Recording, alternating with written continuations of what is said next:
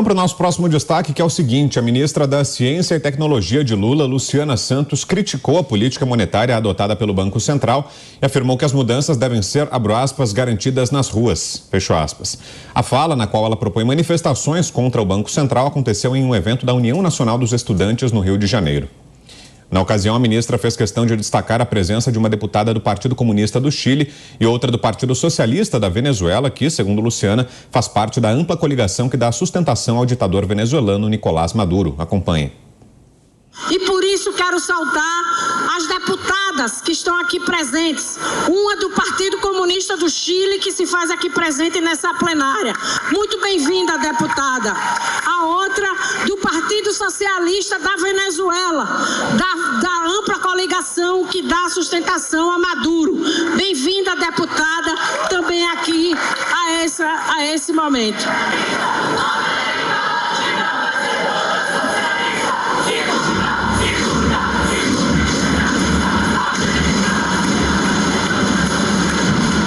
É preciso ter uma política de juros à altura dos desafios nacionais. Tem que o Banco Central baixar a taxa Selic e nós vamos ter que garantir isso nas ruas. Baixar juros para retomar o crescimento do país. José Maria Trindade, não é normal, né, Zé? Uma ministra do governo convocando manifestações contra o Banco Central. Já tinha visto isso, Zé? Mas olha, Vitor, geralmente o chefe é que dá o tom. Se Lula está falando mal do governo dele, os ministros começam também a falar mal do governo dele. Já existem casos anteriores, e o Lula até citou José de Alencar, que criticava os juros, e não era atendido, né? Obviamente. E o Banco Central não era independente. Quando José de Alencar falava mal de juros, recebia apoio de empresários e da população. Mas José de Alencar era José de Alencar e vice-presidente da República, e não o presidente da República. Lula encarnar isso agora e fazer essa campanha é um tiro no pé. Veja bem, primeiro porque o Banco Central é independente e isso passou pelo Congresso Nacional. Lula, se quisesse seriamente discutir o Banco Central independente, assinaria uma proposta de emenda à Constituição, e ele pode fazê-lo, né? Tornando o Banco Central de novo dependente. E aí, ele aceitaria a função de dominar um Banco Central e torná-lo independente, mesmo a Constituição não exigindo, porque não dá mais para o governo agir politicamente no Banco Central. Isso é uma receita que está comprovada que não dá certo. Essa é a realidade. Então, assim, José de Alencar é José de Alencar. Lula é o presidente da República. E mais, ele não pode fazê-lo, sabe por quê? Não tem votos no Congresso Nacional para tirar o Banco Central dessa independência.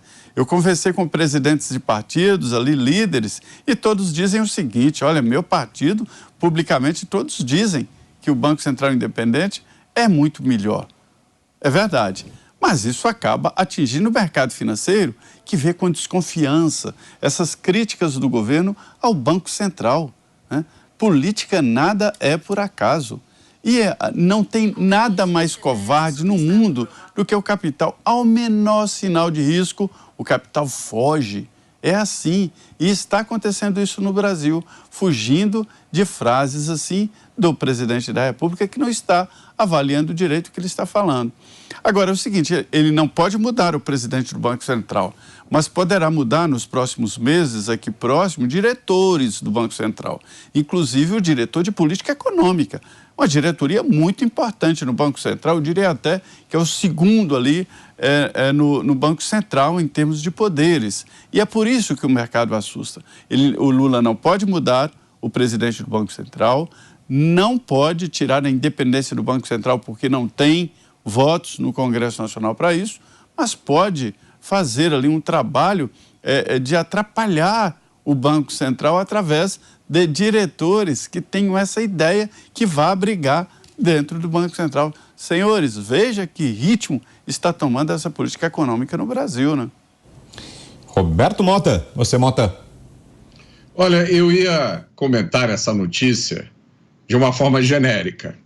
Eu ia explicar mais uma vez que a autonomia do Banco Central é ruim para os políticos populistas, mas é muito boa para o cidadão, porque a missão do Banco Central, gente, é garantir o valor do dinheiro, né? Quando o Banco Central falha nessa missão, a inflação vem e a inflação come tanto o salário que a gente recebe, quanto a poupança, aquele dinheirinho que a gente conseguiu ganhar, guardar. Tudo isso perde valor. Então a gente precisa explicar aqui isso todos os dias. Essa é a missão do Banco Central. Não adianta nada o governo te dar um aumento de salário se a inflação sair de controle. Porque, no final das contas, mesmo com aquele aumento, você vai acabar comprando muito menos comida do que você comprava com o salário antigo, tá? Eu ia explicar tudo isso, que eu explico todos os dias. Mas aí eu resolvi verificar quem era a ministra. E descobri que ela é do Partido Comunista do Brasil. É isso mesmo, Brown? Confere? É isso. Ela mesma. Foi presidente do partido, né? Pois é. Aí eu lembrei que no comunismo não existe mercado. No comunismo não existe propriedade privada. Toda a produção no comunismo está na mão do Estado. O Estado é que é dono de fábricas, das pizzarias, das padarias, das oficinas mecânicas. Aí eu lembrei, gente, que o comunismo é um fracasso político, econômico, social e moral. E que a característica mais básica do comunista é a ignorância total sobre os princípios mais básicos de economia. Cláudio Dantas. Diga, Cláudio. Eu estou vendo o Lula, toda hora que o Lula abre a boca, vem um impacto quase como um efeito bumerangue daquilo que ele quer, ou pelo menos daquilo que ele expressa, né? Então ele diz que os juros estão altos e vai colocar a mão no Banco Central. Está aí a ministra convocando manifestação, quer dizer, uma coisa que não cabe nesse tipo de situação, porque o mercado ele reage a isso. Então hoje você já tem juros a longo prazo muito mais altos do que você tinha, aliás, desde da eleição do Lula, que isso vem acontecendo. Então a perspectiva econômica se deteriora e a tendência é justamente que esses juros cada vez aumentem mais. É muito simbólico que a gente esteja conversando sobre Banco Central, sobre BNDES, e a gente ter assistido a essas declarações, a esses pronunciamentos públicos de gente do governo, do próprio presidente da República, nesses últimos dias. Por quê? Porque uma coisa tem tudo a ver com a outra. Eles querem usar o Banco Central de bode expiatório para poder colocar a mão no BNDES. O próprio Mercadante, hoje, ao assumir o BNDES, falou em revisar a TLP, naturalmente para baixar esses juros, para conseguir fornecer uma linha de crédito mais barata ainda para os amigos de sempre. Então, o que a gente está vendo é, de fato, um repeteco daquela política de campeões nacionais que já se mostrou um fracasso. Pavinato. Bom, nós estamos vendo aí a fala da ministra do Ministério da Ciência, Tecnologia e Inovação. O que me incomoda é isso. Falar bobagem em economia, a gente vê todo dia, todo membro do governo federal falando alguma coisa. Agora, quando a ministra da Tecnologia, da Inovação, faz um discurso que eu juro, eu achei que ela fosse cantar calypso ali para a plateia, com aquele vibrato no final. Tudo bem que ela a formação dela é engenharia elétrica, mas ela é mais uma militante do PCdoB, falando para estudantes encantados com o mundo de faz de conta do comunismo, do que uma engenheira. E a economia é uma técnica. Ela, que é ministra da tecnologia, deveria saber.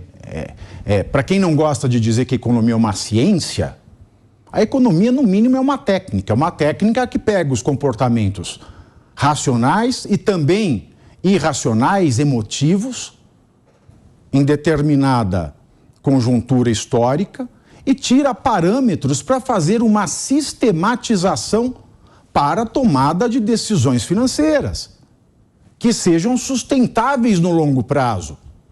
Portanto, eu tenho uma tecnologia.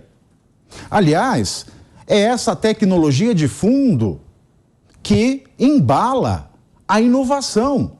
Porque a inovação das startups, aplicativos, produtos novos, eles são criados não com base daquilo que é uma necessidade posta, mas eles criam novas necessidades com base nessas técnicas econômicas. Steve Jobs, vamos lembrar que ele diz que as melhores empresas do Vale do Silício, elas criam um desejo, elas criam a necessidade. Lógico, para eu inovar, para eu ter uma tecnologia de ponta, eu preciso estar muito em paz com a tecnologia econômica. E quando ela faz isso, ela joga fora toda a ciência, toda a técnica da economia. E aí eu me pergunto, qual vai ser o desenvolvimento tecnológico e de inovação no Brasil nos próximos anos? Que Big Tech, que grande investidor, que grande empresa de tecnologia vai prestar atenção no Brasil com uma ministra com um discurso dessa natureza? Mais uma vez, o Brasil vai também, nesse quesito, levar charuto.